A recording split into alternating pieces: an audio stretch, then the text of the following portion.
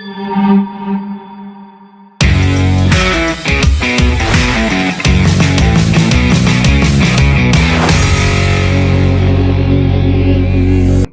frères et sœurs, soyez le bienvenu à notre culte de Missman de ce jeudi 19 août 2021. Bien moi c'est votre frère Jean-Claude Aouka, je suis là pour la prière mais également les annonces. Lisons le psaume 115 du verset 17 au verset 18. Ce ne sont pas les morts qui célèbrent l'Éternel. Ce ne sont pas ceux qui descendent dans le monde du silence. Mais nous bénirons l'Éternel de maintenant et pour toujours. Louez l'Éternel. Prie, baissons nos têtes et prions. Éternel Dieu des armées, c'est vrai, Père, ce ne sont pas les morts, ce ne sont pas ceux qui sont allés dans le silence qui te célèbrent car ils n'ont plus de souvenirs. Mais c'est nous qui sommes vivants. Oui, Dieu, nous que tu as réveillés ce matin, en nous renouvelant le mouvement, l'être, le souffle de vie, et tu as permis que nous puissions nous mouvoir, mon Dieu, mon roi, vaquer librement à nos occupations habituelles, et qu'à ce net moment, nous venons pour te célébrer, te louer, t'adorer, Dieu, créateur de cieux et de la terre. Seigneur, merci pour le souffle de vie, merci pour le mouvement. Merci pour l'être, merci pour ce temps combien bénéfique pour nous, Seigneur. Mais nous voulons reconnaître notre état, te demander pardon, toi, le Dieu qui est lent à la colère et compatissant, Seigneur. Merci pour le pardon, merci pour la sanctification. Seigneur, nous voudrions te remettre ce culte totalement entre tes mains, que tu agisses, notre Dieu, et que tu parraines ce temps de bout en bout et que toute la gloire te revienne. Dieu, je recommande chaque intervenant ainsi que chaque aspect entre tes mains, Seigneur, sachant que toi seul es capable de conduire ce temps, Seigneur, sans aucune difficulté. Oui, Père, merci. Merci pour les frères et sœurs qui sont branchés en ce moment, qui suivent le culte, Seigneur Dieu. Merci pour ceux qui le feront après. Merci aussi pour ceux qui sont dans le culte présentiel, que toute la gloire te soit rendue en notre Fils Jésus, notre Seigneur et Sauveur, que nous avons ainsi prié. Amen. Amen, frères et sœurs. Voici le plan du culte rapidement. Vous savez, après la prière d'ouverture qui vient d'être dite par moi, je vais laisser place à la chorale pour le chant des louanges et d'adoration. Je reviens pour les annonces juste après. Le message du jour sera prêché par notre frère Max Laplanche et je reviendrai pour la prière de clôture et le rappel de quelques annonces.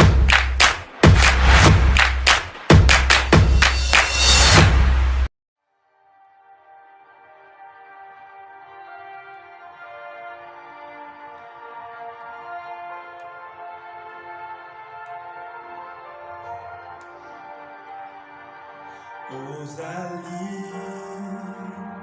katina biso natonio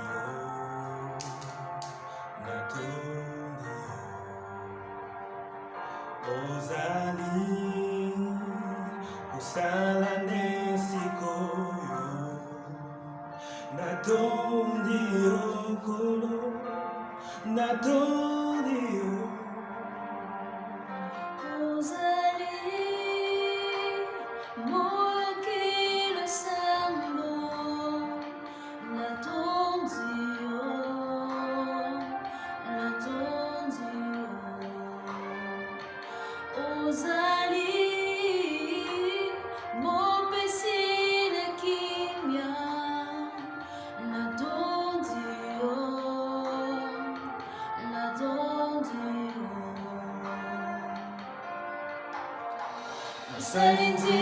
Salina bikama mubombi abilaka mwenda na bomo yawe yangu ndioza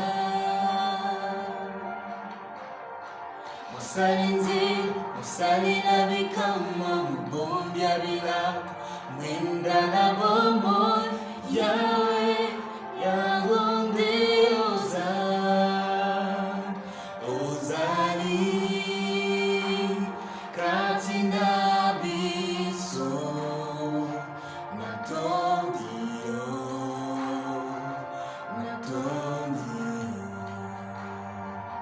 ozali kosala nesikoyo natondi yo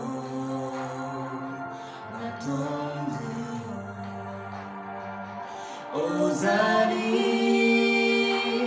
boyoki losambo natondi yo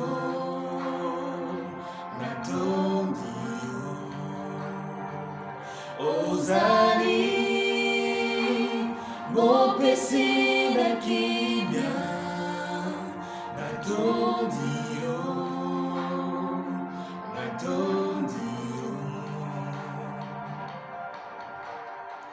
osali nzela osali na bikamwa mobombi ya bilaka mwinda na bomo yawe yangu ndioza osali nzela osali na bikamwa mobombi ya bilaka mwinda na bomo yawe yangu ndioza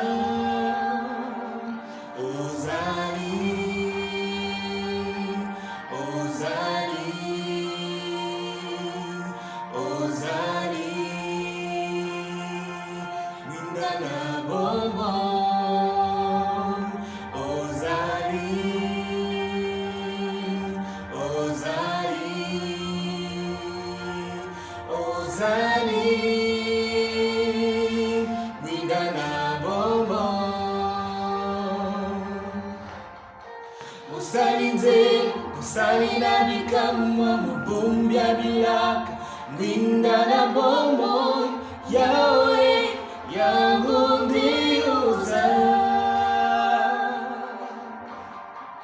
osali nzela osali na bikamwa mobombi ya bilaka mwinda na bombo yawe yangu ndioza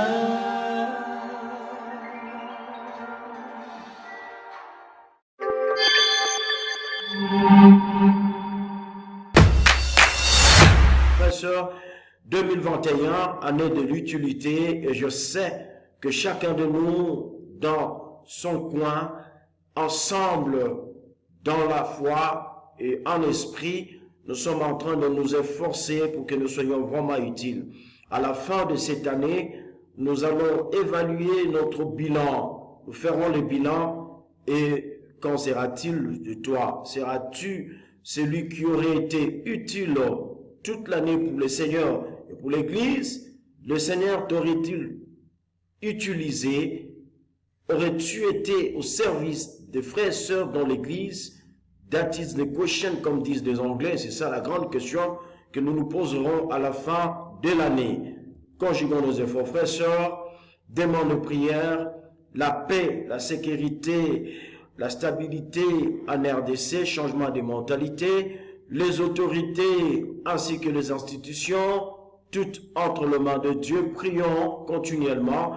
Prions pour la pandémie à Covid-19, travailleurs qui sont personnel soignant, personnel administratif, frères et sœurs dans les hôpitaux. Nous devons les soutenir pour qu'ils prennent bien soin de malades atteints de Covid. Frères et sœurs, prions pour les frères et sœurs malades. Nous continuons à prier pour notre sœur Madoun Toumba, notre frère Rodin Abala, Marie Jocelyne Balanqué, maman Cécile Mado Manyangou. Prions pour Aldin, prions pour notre sœur Mama Gina, papa Jubar Kapongo, bien qu'il est convalescent, et son fils Miki Kapongo. Mais aussi prions, frères et sœurs, pour l'un des dirigeants de l'une de famille d'église et un grand dirigeant, notre frère Hervé et sa femme Janet, qui sont malades, sa femme est sous respirateur. Frères et sœurs, nous avons besoin vraiment de prier pour eux, que Dieu les soutienne. Alors frères, nous prions aussi pour l'évangéliste Bavon Kamunenga, Agnès Kamunenga, ainsi que toute la famille Kamunenga. Vous savez, il a été dit, et notre frère, cher dirigeant, évangéliste Bavon Kamunenga, a perdu son grand frère à Lubumbashi. Hier, le corps est sorti de la morgue et l'enterrement est intervenu. Il est là, c'est notre dirigeant. Allons l'encourager, encourageons la famille, prions pour la famille, assistons là. Frères et sœurs, vous savez, la Bible dit que lorsqu'un membre du corps est dans la souffrance, c'est tout le corps qui souffre avec lui. Donc, lui étant une partie, un membre de notre corps, il est dans la souffrance, dans cette douleur, il a perdu son grand frère. Nous devons lui témoigner aussi, nous devons leur témoigner aussi notre amour, notre sympathie, notre affection. Mais aussi, frères et sœurs, n'oublions pas dans nos prières quotidiennes et individuelles de prier pour l'Église du Christ d'Haïti. Pour ceux qui suivent les informations, Haïti a été frappé de plein fouet par un séisme de 7,2 de magnitude. Frères et sœurs, c'est énorme. Il y a de dégâts collatéraux. Frères et sœurs, nous avons besoin de prier. Il y a des frères et sœurs qui sont sans abri aujourd'hui. Il y a ceux qui sont dans le décombre. La population est dans le décombre, frères et sœurs. Nous devons prier, compatir, mais en même temps, nous devons prier pour les familles de nos frères Max Laplanche, Karine Laplanche, Jocelyne et aussi les autres Haïtiens qui sont ici au Congo, qui sont touchés par cette situation, cette calamité. Frères et sœurs, c'est important que nous puissions vraiment le recommander entre les mains de notre Dieu. Pandémie à Covid-19, frères et sœurs, les gestes barrières sont des rigueurs. Continuons à les observer. Lavage de mains régulier avec du savon ou utiliser des solutions à base d'alcool. Porter correctement son masque en lieu public et de manière correcte. Frères et sœurs, ne pas se toucher le visage, éternuer à l'intérieur de son coude. Observer la distanciation sociale et aller se faire examiner, se faire dépister en cas où nous sommes positifs au corona. La seule attitude, c'est être en quarantaine et suivre le traitement. Nous insistons, coronavirus n'est pas une maladie honteuse. Frères et sœurs, pour tous ces sujets, baissons nos têtes et prions. Et dans le Dieu des armées, entre tes mains, nous recommandons tous ces sujets que nous venons d'énumérer, Dieu, entre tes puissantes et agissantes mains. Nous voulons, Dieu, que tu interviennes, s'il te plaît, Père, à travers les différents sujets que nous venons de préciter, Seigneur. Nous te recommandons en insistant surtout, Seigneur, pour les malades. Nous insistons, Seigneur Dieu, en te suppliant pour notre sœur Jocelyne Palanquet, Seigneur Dieu, ainsi que d'autres sœurs telles que Mado Toumba, Seigneur. Nous te prions pour notre sœur aussi, même si son nom n'a pas été repris ici, mais nous te prions pour notre sœur Bené Kazadi, qui a connu un petit accident, sa jambe, Seigneur Dieu, est enflée, Père, elle ne sait pas se déplacer. Nous te prions pour elle, nous te prions pour Hervé, nous te prions pour Janet, sa femme qui est, Seigneur Dieu, sur respirateur. Nous te prions, Père, pour l'église d'Haïti, le frère, sœur, le famille de nos frères Max, Karine, Jocelyne, Seigneur, ainsi que les autres, Seigneur Dieu, nous le recommandons entre tes mains. Nous te prions pour l'église, le frère, sœur, certains sont sans abri, Dieu, dorment sous la belle étoile. Père, entre tes mains, tu as dit, je t'abandonnerai point, je te laisserai point. Seigneur, assiste-les pour que la gloire te revienne. Nous te prions pour l'autre pays, tous ces sujets, Dieu, nous attendons à ce que tu apportes des solutions, afin que la gloire te revienne. Merci pour tout. Au nom de ton Fils Jésus, notre Seigneur et Sauveur, que tu as ainsi prié. Amen. Alors, frère, rapidement, programme de l'Église, 3e semaine du mois, c'est l'évangélisation par ministère. Et le dimanche, nous nous sommes assis avec nos dirigeants des ministères, dirigeants de mission publique, et nous avons tablé sur la semaine. Et j'ose croire que les lieux où l'évangélisation se fera par ministère ont été nommément cités. Voilà pourquoi les maquettes sont à la disposition aussi de nos dirigeants du discours public. C'est question de le trouver pour avoir ces maquettes. Frères et sœurs descendants, allons, évangélisons, sauvons les âmes et n'oublions pas que chaque jour, nous sommes dans la rue de manière individuelle en train de pouvoir proclamer l'évangile et sauver les âmes pour la gloire de notre Seigneur. Frères et sœurs, calendrier de l'église rapidement, déjà le 29 courant, le 29 de ce mois, le grand culte retour à la maison qui se fera par secteur. Nous insistons, frères et sœurs, pour que chacun de nous qui connaît un frère ou une sœur qui est parti de l'église pour une raison ou une autre, nous avons l'obligation, frères et sœurs, de le rappeler. Ça, c'est leur maison. qu'il revienne pour la gloire de notre Dieu. Faire un plan, commencer même à étudier, faire les études de restauration avec eux, ce serait bien, et que ce jour, ce sera une grande victoire, frères et sœurs, lorsqu'on va représenter ceux qui étaient partis et qui sont revenus parmi nous. Dimanche 31, c'est un culte spécial des célibataires qui se fera à la maison de prière communément appelée quartier général. Et j'en sais, j'ai dit que nous devons nous habituer avec cette nouvelle appellation, maison de prière, frères et sœurs, et c'est important. Et au mois de novembre, les sœurs vous êtes en train de vous préparer par secteur, évidemment, vos différentes journées qui vont intervenir au mois de novembre. Voilà pourquoi chaque dimanche, vous devez être autour de vos dirigeantes de secteur pour bien planifier cette grande activité. La méditation, frères et sœurs, 365 jours, vous savez, nous sommes en train de méditer, frères et sœurs, avec un défi à la clé.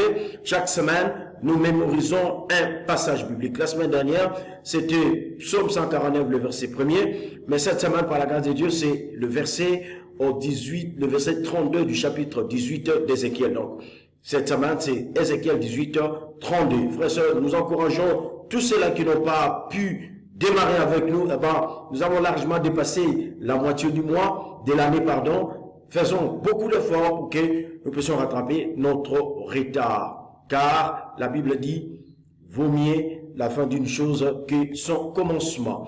Frères et sœurs, de bonnes nouvelles, il y a eu de baptême la semaine dernière et cette semaine. Il y a notre sœur Gracia qui a été baptisée à l'église du Christ international de Kinshasa chez les adolescents. Il y a notre frère, Moussa, qui a été baptisé à l'église du Christ international de Kinshasa chez les mariés. Gracia et Moussa, soient les bienvenus dans la grande famille de Dieu de Kinshasa. Frères et sœurs, collègue spécial, elle court encore la première tranche, bien évidemment. Nous qui n'avons pas encore donné, nous qui tardons encore, frères et sœurs, c'est un vœu qu'on a fait à l'Éternel. Et nous avons décidé de donner dans nos frères et sœurs la collecte spéciale de cette année. Vous savez, la mission, frères et sœurs, l'église de Mbujimayi va être implantée. Et c'est avec cette collecte, frères et sœurs, que nous allons implanter cette église.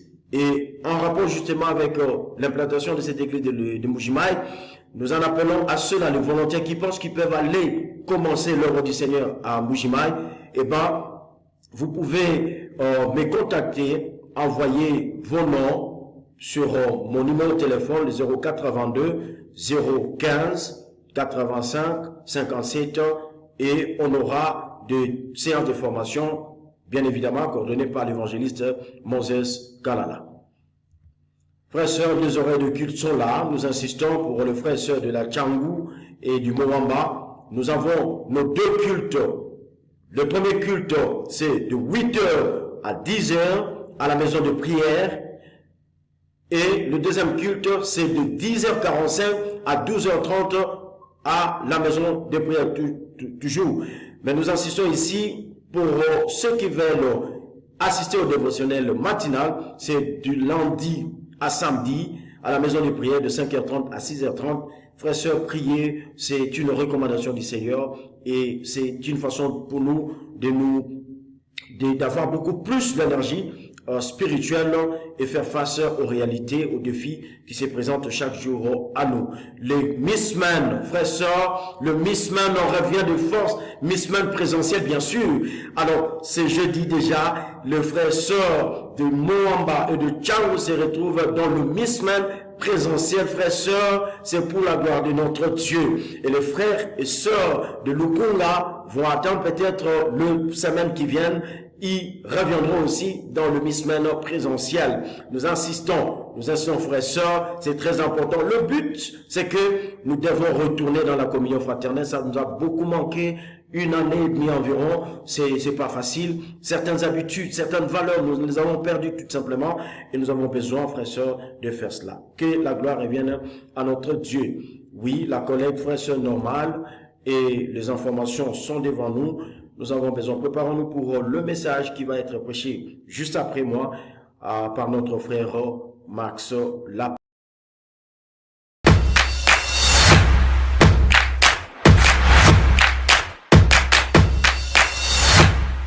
Bonsoir frères et sœurs, c'est Max Laplanche avec vous pour notre culte de mi-semaine et je serai en train de partager le message. Merci Jean-Claude pour la présentation. Et nous allons tout de suite commencer avec une prière. Grand Dieu Tout-Puissant, te dis un grand merci pour ta bonté et ta fidélité envers nous. Merci parce que tu nous aimes tellement, Père, que tu as pensé à nous laisser ta parole. Et dans cette parole, Père, il y a la source de la vie. Dans cette parole, il y a les écritures qui peuvent transformer nos vies. Et nous prions, Père, que pendant que nous les écoutons, pendant que nous les recevons, nous les considérons comme venant de toi. Je prie, Père, que tu puisses m'utiliser, que tu effaces de moi tout ce qui ne vient pas de toi, et que ce qui sortira de ma bouche sera exactement les mots que tu voudrais que mes frères et sœurs entendent et qu'ils soient encouragés par cette parole, et que cette parole continue à nous transformer, à nous défier et à nous rendre agréables à toi, Père. Je prie, Père, que tu puisses pardonner nos péchés et que tu puisses nous aider à recevoir cette parole avec un cœur comme celui des Béréens qui étaient empressés à la mettre en pratique. Nous te remercions pour tout et c'est au nom de ton Fils Jésus-Christ que nous prions. Amen. Amen.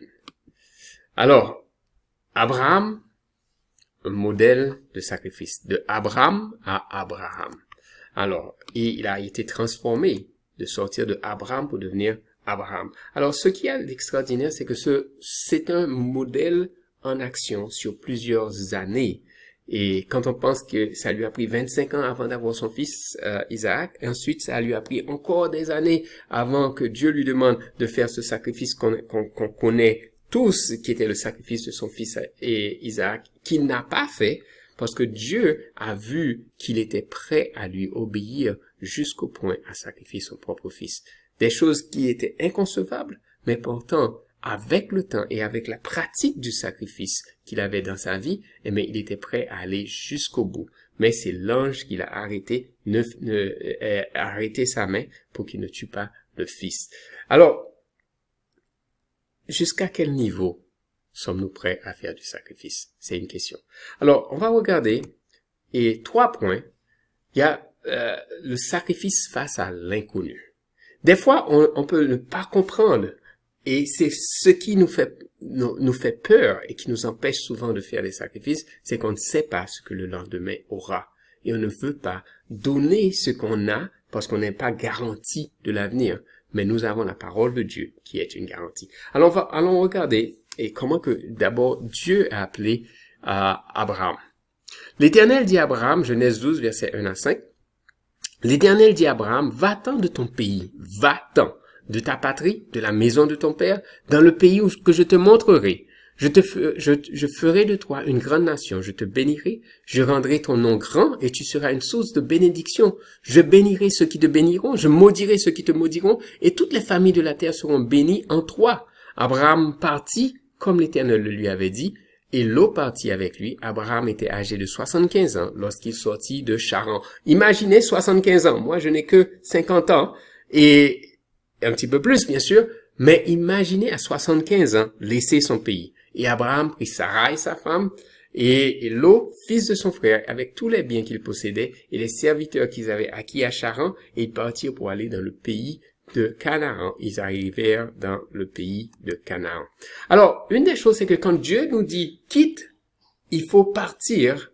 Quand il nous dit « quitte », de laisser, quand il nous dit d'arrêter, il faut le croire et aller avec l'assurance car les promesses de Dieu sont certaines.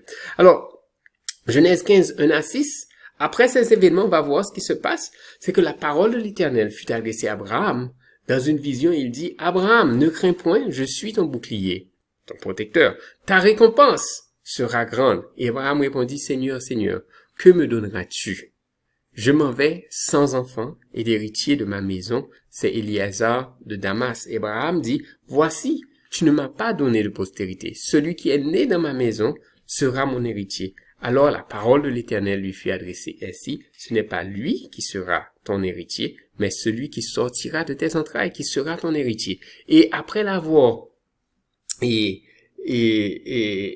sortir dehors, il dit, regarde vers le ciel et compte les étoiles, si tu peux les compter. Et lui dit, telle sera ta postérité. Et Abraham eut confiance en l'Éternel qui le lui imputa à justice. Ça veut dire que quand nous faisons confiance à Dieu, lui-même sait, quand c'est inconcevable pour nous, lui-même sait ce qu'il va nous réserver.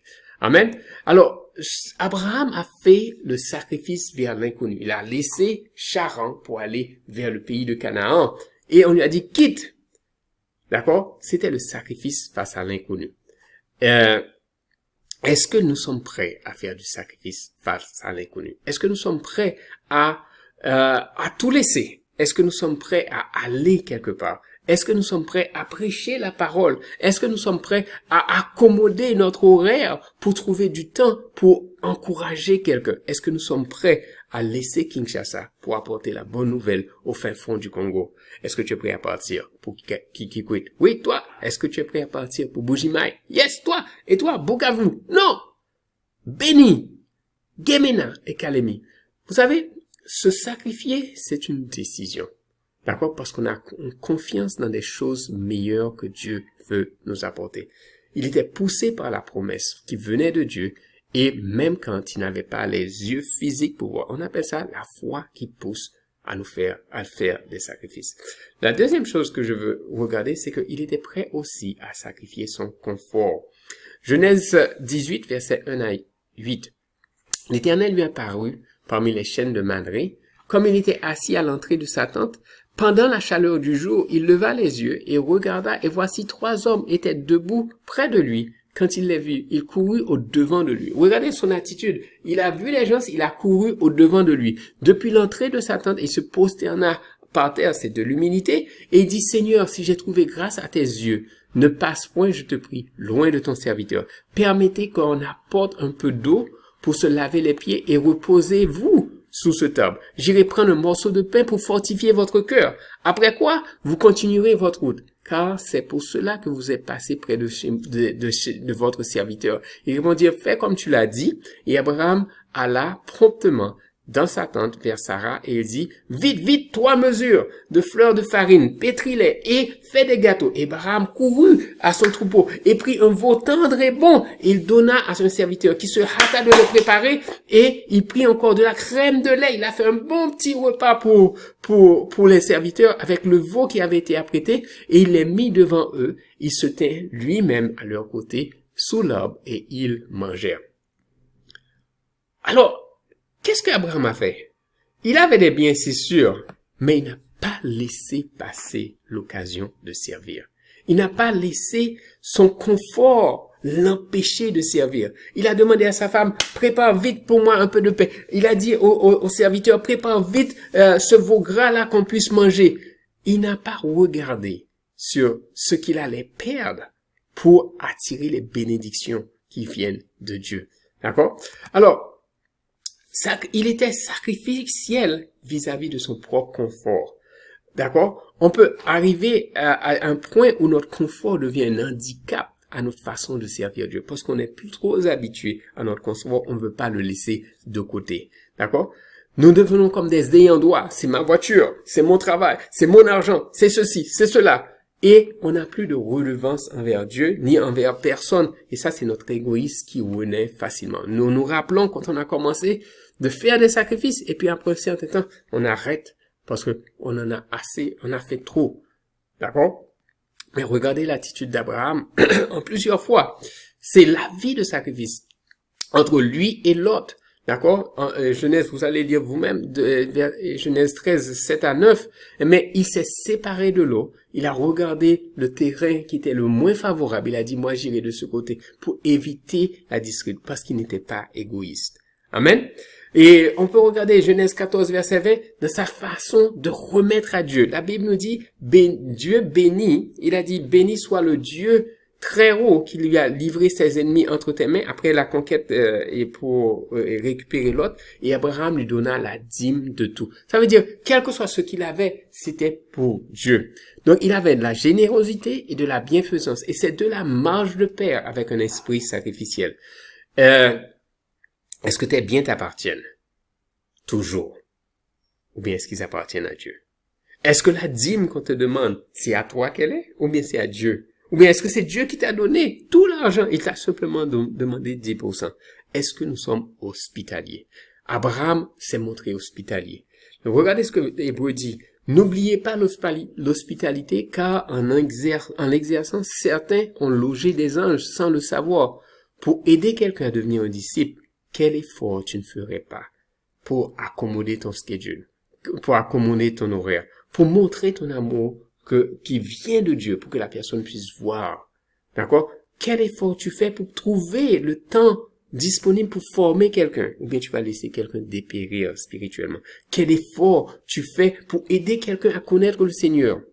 Moi, ça m'arrive souvent d'oublier mon propre corps et de servir quelqu'un.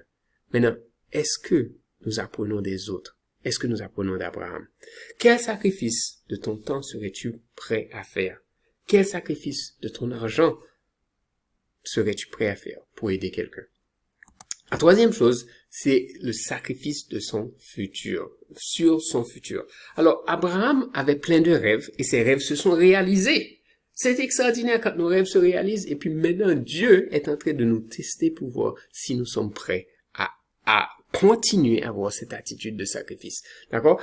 Dieu lui a demandé son fils et c'était la preuve d'amour pour Dieu, s'il allait obéir ou pas. Tout ce qu'il n'espérait pas et que Dieu lui a donné, et Dieu le lui a redemandé. Amen.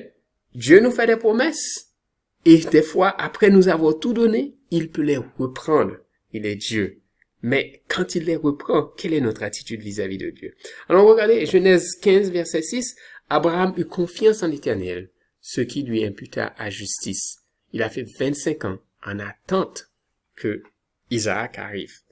Ensuite, Genèse 22, verset 2, Dieu dit, prends ton fils, ton unique, celui que tu aimes, Isaac, et va-t'en au pays de Morija, et là, offre-le en holocauste sur l'une des montagnes que je te dirai. Waouh! C'est un gros test de foi. D'accord? Mais c'est un test de est-ce que tu es sacrificiel? Alors, l'image qu'on avait au départ, l'ange dit, avance pas ta main sur l'enfant. Genèse 22, verset 12. On n'a pas le temps de lire tout, mais je vous encourage à lire tout le passage.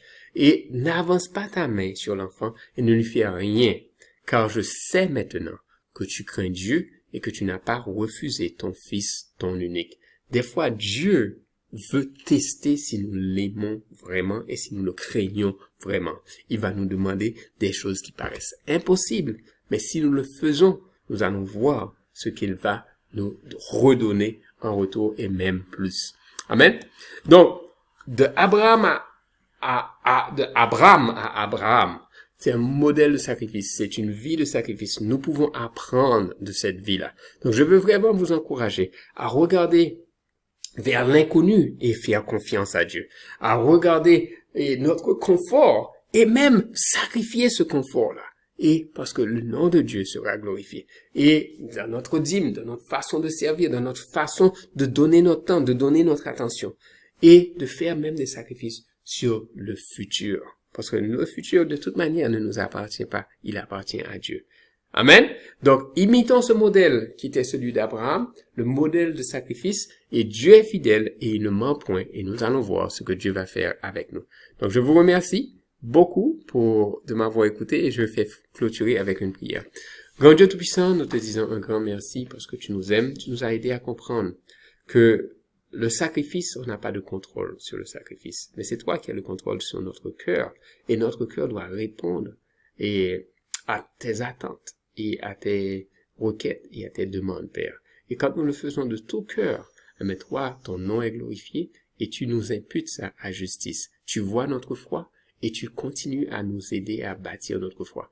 Tu es capable de nous bénir, même quand tu nous demandes de sacrifier des choses dans notre vie, dans notre caractère, de notre portefeuille, de notre garde-manger, quand on puisse accueillir des gens, quand on puisse aimer des gens et trouver de notre temps la façon d'aimer et de servir les autres et de nous sacrifier, de renoncer à nous-mêmes. Chaque fois, Père, que nous ne renonçons pas à nous-mêmes, nous sommes en train de réclamer à nouveau notre propre vie. Mais tu nous demandes de renoncer à nous-mêmes et de porter notre croix. Et ça veut dire de te donner le meilleur de nous-mêmes. Nous te remercions pour tout. Et c'est au nom de ton Fils Jésus-Christ que nous prions. Amen.